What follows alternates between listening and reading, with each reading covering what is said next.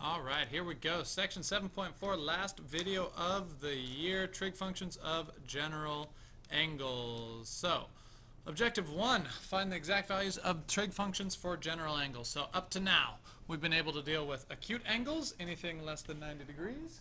And so, let's deal with anything greater than 90 degrees.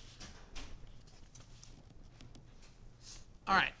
So, if we have an angle that goes past 90 degrees into quadrant 2 here, we can still figure out all of the sine, cosine, tangent, all the trig functions for this. And it's going to work the exact same way. So, sine is going to be the b value.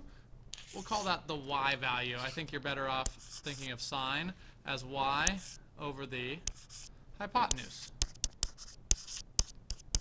Okay, cosine is going to be the x value over the hypotenuse, and tangent is the y value over the x value. Alright, so if you consider this x and y instead of a and b, I think you'll be a little bit better off remembering those. Sine is y over r, cosine is x over r, tangent is y over x, and then again, cosecant, secant, and cotangent are the flips of those.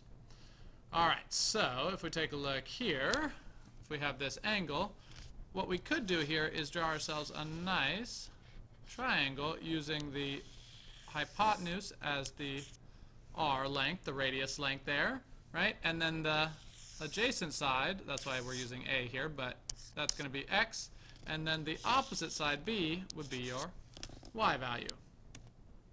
Alright, so let's try one here. Find the exact value of each of the 6 trig functions if we have a positive angle theta, -3, 4. So we know sine is y over r. So y is 4 over r. What's the r going to be? So again, Pythagorean, -3 squared plus 4 squared. We should know this by now. 3, 4, 5, right triangle. So r is going to be 5. There's your sine. Cosine is going to be x over r. Tangent is going to be y over x. And it has a negative. We'll put the negative out front. Right, and then we can flip them all over. Cosecant is the flip of sine. Secant is the flip of cosine. And cotangent is the flip of tangent. Alright, try problem 11. Okay, find the exact values of each of the 6 trig functions of 0 and 90. Okay, so this gets a little tricky here just with our undefined values. So, sine, let's see if we have a graphic here. Here we go. Sine is going to be y over r. Alright, so in this case, y is 0. And r is the same thing as x, because 0 squared plus 1 squared is just 1. Square root of that is still 1. And you can kind of see here that the length of the r is the same as the x length. So 0 over 1 is just 0, right? So cosine, same thing. It's going to be x over r, still 0. And then tangent, tangent theta is going to be y over x. Alright, so in this case, we have 0 over 1, so that's fine. The problem, though, becomes what do we do when we try to find the cotangent? Or the secant? Or the cosecant? Right? So what's 0 over 1 flipped over? 1 over 0, which we cannot do, so that's going to be undefined. Alright, so if you're dividing by 0, it's going to be undefined. Alright, same thing here for the 90-degree angle. In this case, we're going to have 0, 1, and the r here is also 1. So in this case, we're going to have a number of undefined things as well, starting with tangent, because tangent is going to be x over y. Yep, so in this case, we're going to have a, sorry, tripped myself up, y over x, I apologize. So 1 over 0. Undefined. What else is going to be undefined here? Sine is. Sine theta, in this case, it's going to be, oh no, not sine, I apologize. I'll pull myself together here, it's the end of the day. Let me write these out. Sine is going to be y over x. That's going to be 1. And I think I made a mistake over here as well. Let's see. Cosine. Yeah, cosine. Here we go. The x is 1. So cosine is 1. So in this case, the secant would also be 1. We can flip those over. Alright, so the point being here, though, is that you're going to just use your x and your y's in the formulas. But if you are ever dividing by a 0, write undefined. Alright, let's find the exact values of each of the 6 trig functions of 180 and 270. Alright, so not going to go through each of these, but again, same deal here. Be careful of dividing by 0 for undefined. Alright, and here's the chart of all of those. So we have some undefined, not defined values. These are the ones where we're going to be dividing by 0. So if you want to pause and copy this down or print that out, feel free to do so.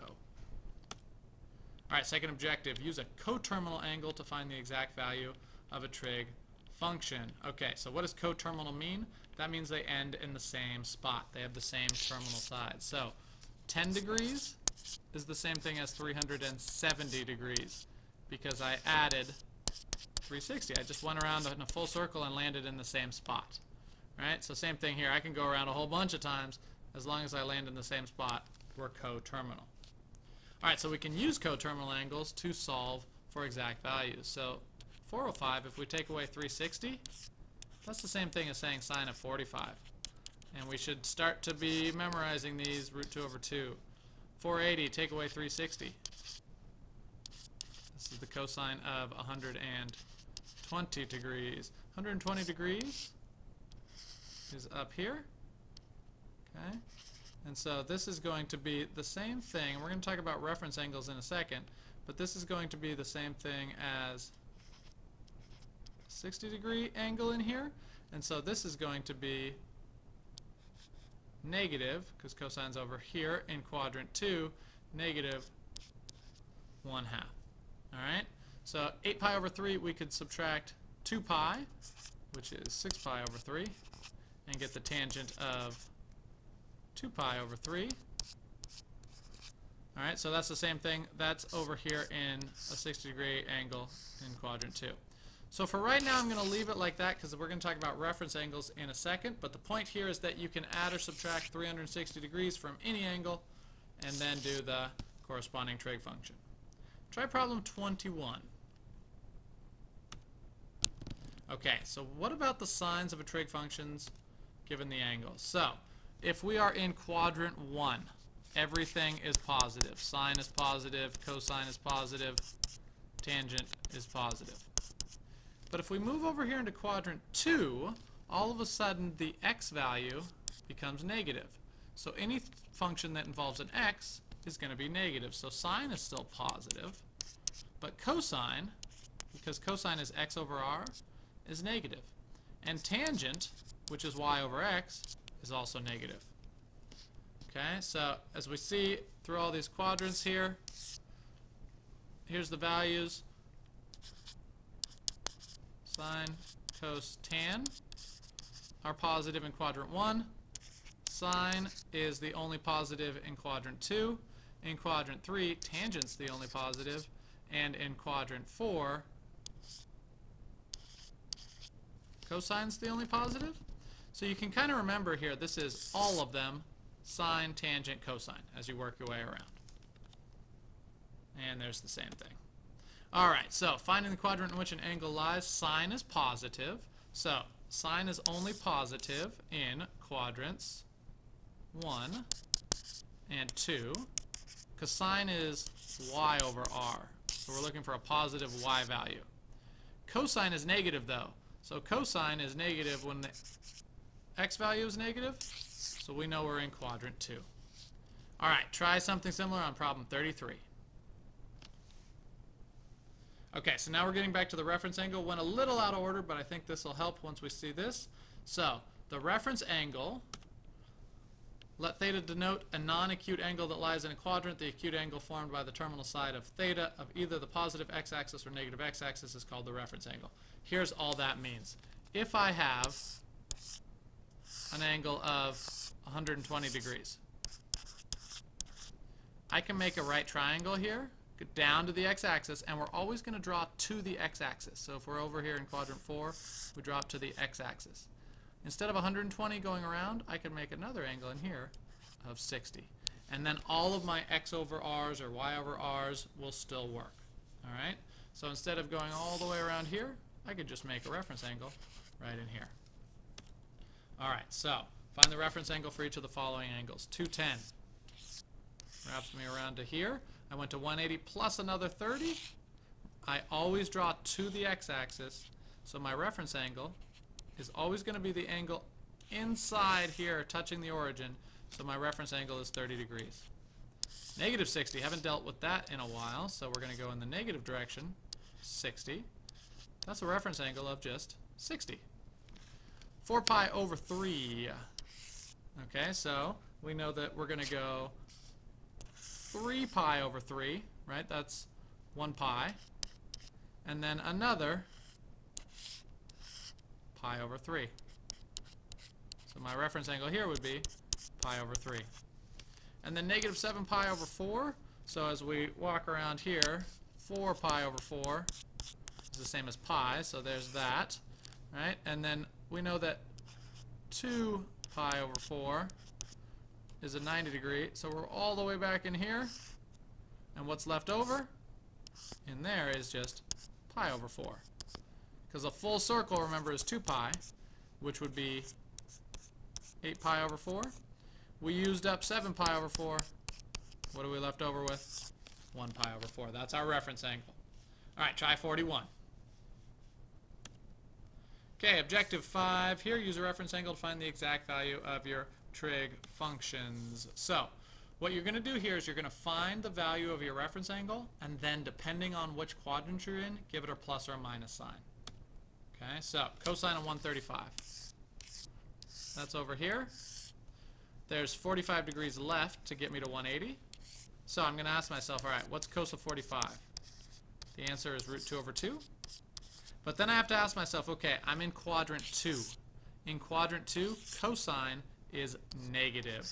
So my answer is negative root 2 over 2. Sine of 630. Okay, let's take away 360 here. All right, so what are we left with? 720. We're left with 210. Is that right? 0. Borrow there. 13 minus 6 is a 7. Yeah, 270. All right, so 270 is right here. All right, so that reference angle, what are we going to do here?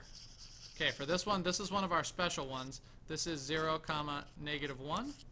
All right, what's the sine value here? Y over r, negative 1. All right, so we can do the same thing here with the secant and the tangent, but in order of time, let me jump you ahead. Try problems 59 and 61. Right? So find the reference angle, find the trig value of the reference angle, and then put an appropriate plus or minus sign on it. All right, last objective of the year. All right, here we go. Find the exact values of trig functions of an angle, given information about it. So, given that sine is negative 1/2, and we're in pi to 3 pi over 2, what does that mean? That's 180 degrees. That's 270 degrees. This is saying we're in quadrant 3.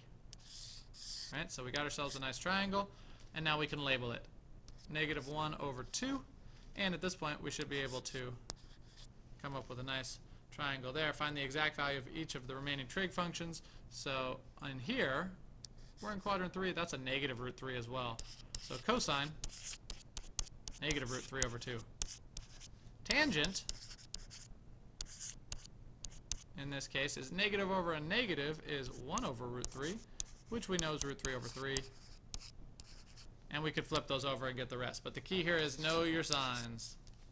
All right, 83 for you. And let's wrap up here. If tan theta equals 3 and sine is negative. Sorry, so negative means we're going down in the y direction. And if tan's positive, that means we're over here in quadrant 3. Because we're going to have a negative y and a negative x. And remember, tangent is y over x. So negative 3 over 1, that's going to get us a root 10 here. And so we could find some of them. We could find sine, which would be negative 3 over root 10, which is negative 3 root 10 over 10. And you guys could do the rest of them. Try problem 93. All right, that'll do it. Any questions, make sure they get answered in class. Other than that, good luck with your problems, and I'll see you in class.